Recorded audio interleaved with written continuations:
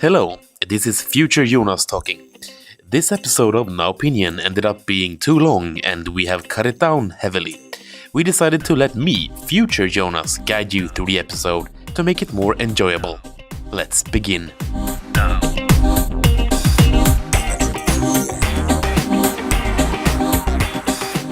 Shit, the Earth is flat. It's a flat Earth globe. With the flat Earth globe. No. What was actually going on?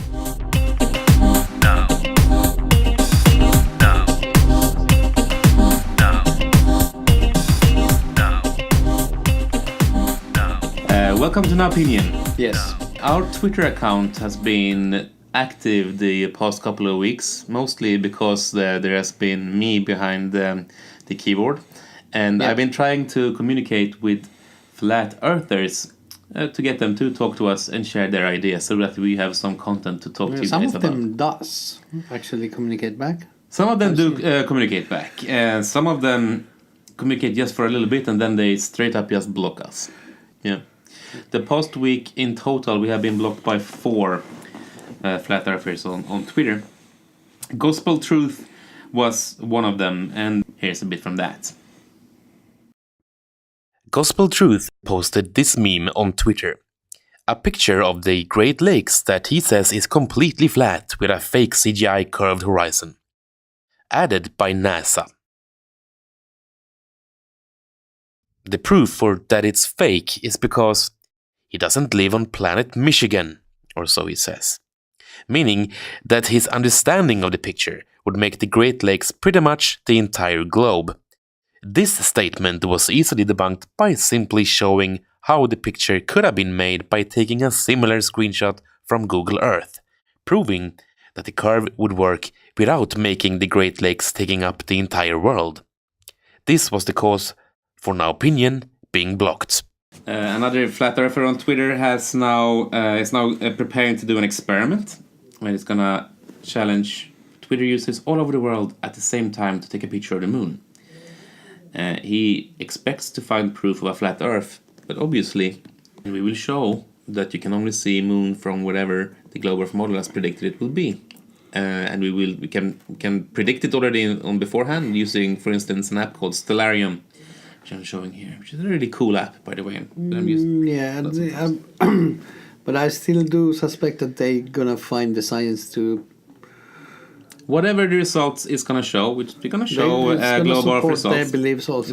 They're still not gonna switch side. No, but it's as long as it's that kind of thing that you strongly believe in it, you're gonna find the evidence for that. Yeah. Regardless what kind of evidence you have, you're going to try to model it against your own beliefs, and if you are not capable of being flexible and understand that, okay, my beliefs have been, I have actually been wrong all the time. If you're not capable of doing that, then you cannot accept the truth in the way that the other do. So it's kind of, you need to respect that.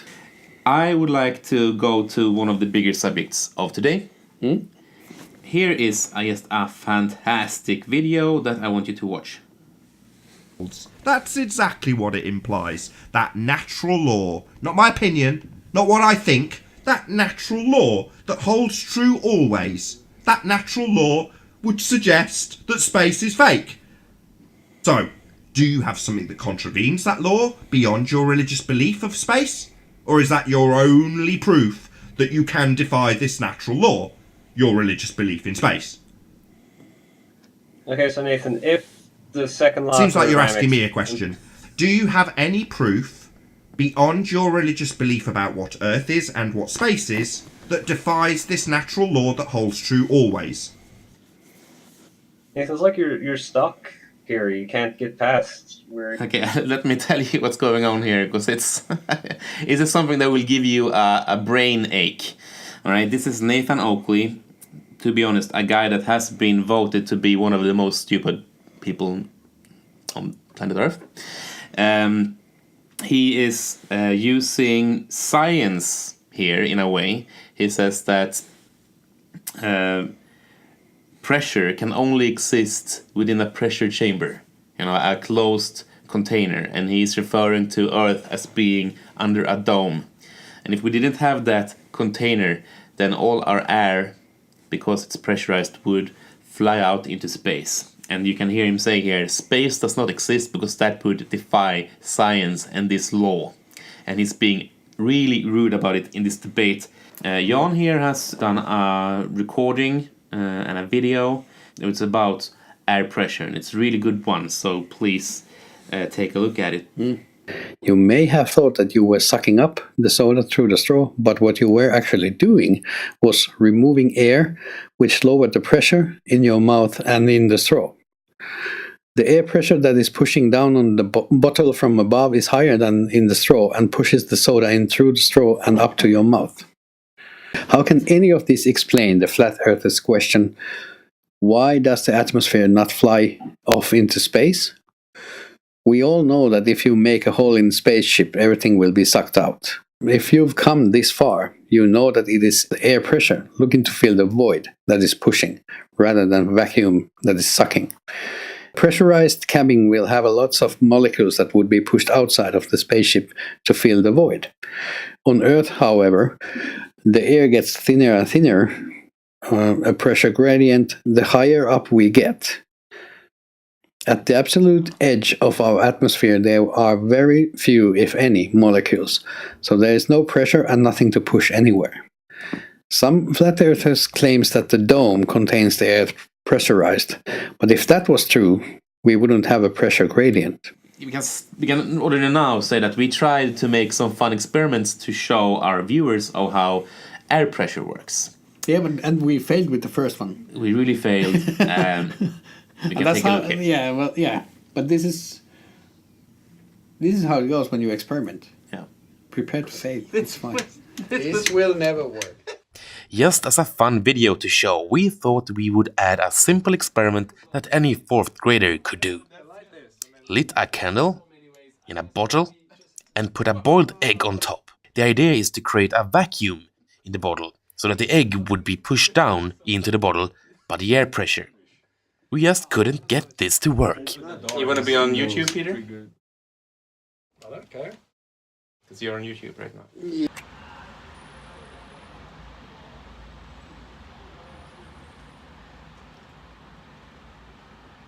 Success! There's fire! Hey, did you see it? It moved like half an inch. Should we do it again? Half an inch is a lot more than that. Half a centimeter, I mean. Whatever. Millimeter. Half a millimeter, whatever. Yes. But a lot. We also did a successful experiment. Yes. Jan, can you please light the candle? With this rubber thingy. Yes. The candle is lit.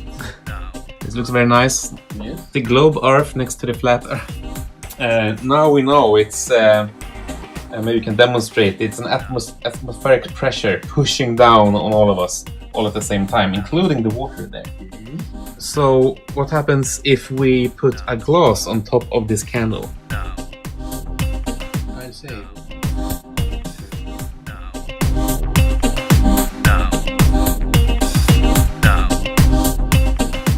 The water then wants to fill that vacuum, and as you can see, the water level has now risen, which is kind of interesting. This is not because of vacuum is sucking the water up, it's because of the air pressure pushing down the water outside. This is actually hard to prove at this point. That's why they had some big problems with it back in the day. But we're going to talk about the researchers, the European researchers that actually figured out what was going on for real in the next segment. But this is pretty cool. Now let's see what happens. Plop. Naturally continues the pressure. Because of the gravity? Yes, because of gravity. And gravity is what we get when we float upwards. Yeah, buoyancy. Yes. Exactly. Yes. I just have to show you something. Because our experiment really doesn't show that vacuum doesn't suck. Really, it's not obvious. we could potentially do the same experiment again when we're high up on a high mountain, and we can show that the pressure is different there. So we can show the pressure gradients that we have. But we don't really explain in a good way, that air pressure has a sort of limits to what it can do, and that it's not vacuum that sucks, that it's air pressure that pushes down. But there are good experiments about it. We do talk about it in the video that Jan is narrating. There's this fantastic video. It's made by Physics for Life doctor in the Department of Physics in Princeton University, Katerina Wisnich. She is really good at explaining this stuff. I really do recommend watching this video. Milan, are you ready to turn on the pump? The pump is currently pumping now. Thank you. It's pumping water up into this tube, onto the roof. You can see that the colored water is rising. Milan, is the pump still on? It's stopping. It is continuously on. All right. So the pump is pumping, but look at the water level. It hasn't really gone up past that point over there. We're observing the same thing that Galileo did. So this better proves that even though you really tries to pump with your vacuum pump, you can't do more than what the air pressure is helping out with by pushing down. So this is a better proof that there is this limit, and now we have the explanation. Vacuum doesn't actually suck. Vacuum doesn't suck. Oh, that sucks. Last episode we talked about the Lake Erie photo, when we demonstrated that it would be impossible to see a lighthouse that was almost 200 kilometers away from the vantage point. This photo was taken by Free Thinker. And he liked the video we did. He do agree, actually, eventually, that it would be really strange to see a lighthouse at that point. But he was like, what did I see? And he still was like, maybe I did see it, maybe I didn't. Now, I was looking into the photo and saw, hey, wait a minute. I was pretty smart here, Jan. I thought there are big ships on Lake Erie. And I started Googling and I saw pictures of these ships and how they were colorized. They actually very much looked like lighthouses because they had the white and the red colors. They had sort of a similar height. And I was like, hey, maybe this is what you see.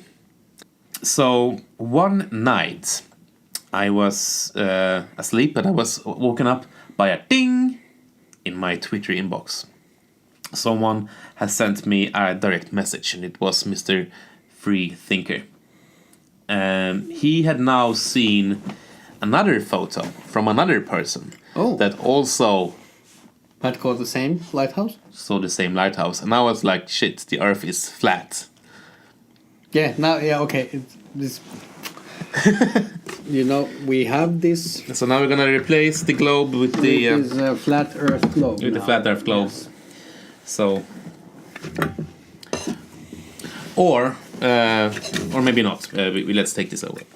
So, what was actually you're not giving up now? What was actually going on? He sent me a picture of the lighthouse, a full-featured lighthouse, an undocumented lighthouse that we haven't known about before, placed exactly where you would expect to see the first lighthouse, but just much closer to the tower. Who has placed the vantage it there? points? The Canadian government, and it's not documented on Google Earth, but obviously on other documents you can see that it's there. Sounds, to be honest, this sounds like this is a conspiracy thingy from flat earthers. Yes. They placed it there. They planted it there just to fool us to believe that the Earth is actually flat. Yes, I do believe so. No, but this was actually a happy ending for everyone who knows that the globe is a globe. The Earth is a globe.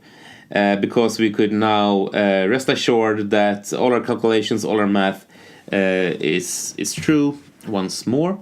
I must say it's very interesting that the distance from the vantage point, this tower, to this newly discovered lighthouse that we didn't know about before is placed exactly at the horizon, at exactly that point as you would see, the maximum point, the maximum viewing point that you can see. It's almost like it was planned. Okay, where are the other lighthouses located? Can we form some kind of weird lines or pentagrams in there, or? I think that if you follow the curves and everything, you can get the Illuminati symbol somehow. Yeah, pretty much what I thought. Yes. Mr. Freethinker, by the way, was really nice about this, and he said that he wanted to post something on Twitter saying he was wrong. He doesn't need to do that. I just think it was a fun experiment, and we all had, in the end, a good laugh about it, and that's fine, fair enough with me. We have gotten a little bit tired of the flat Earth, haven't we? Yeah. To be honest, I must be very honest here. I'm not always liking what I'm finding, and I don't see an end to this. There are other things we want to talk about. For instance, I am interested in Indian nationalism and also global nationalism, which is in itself is that's a kind of nice way to put global nationalism. Yes, but that is actually a thing. The fun thing with nationalism, it's now global, and it's a global movement for nationalism. But what I'm more interested in within the nationalism, I think maybe we'll cover different parts of it, is that people seems to get more stupid the more nationalistic you are, and it's in many cases. No, but that's in many cases it takes form of being in racism and xenophobia and stuff like that. But the things that I'm covering and we'll talk about in the next episode has to do with science once more, to redefine science, to redefine history to better match the reality of the nationalistic view. So it's very similar to a flat earther have to do with science. But instead of a flat earth, they're taking the nationalism into consideration. I have had my meetings with nationalists. I've seen them around, and a few friends of mine have been beaten by them. Not me, though. And one thing that I don't like about them, that some of them, they actually do dress themselves as the skinheads, and they shave their heads, and I don't like to be, at least not even affiliated with them in the slightest. Yes, that's right. Well, you have to grow a full head of hair. I had it, but then I found the thingy. No, the point is that I need to buy shampoo, or then I need to shave it, so it's easy to shave. That's the thing. Your view on opinions, I'm really looking forward to listen and read more about in the next week or two. Because everything I said now is in there. It's going to be a nice segment about that. We have a 41 minutes recording. It's going to be about 15 minutes when I upload it to YouTube. Nice. Mostly my fault this time. Anyway, Johan, you need to go to work. Yeah, I should have been there. So see you later. Wait a minute. Stay around. Yes, or be square. Flat out. Till slut. Till slut. Ja, vi fick någonting på det. Jag tror att vi fick någonting.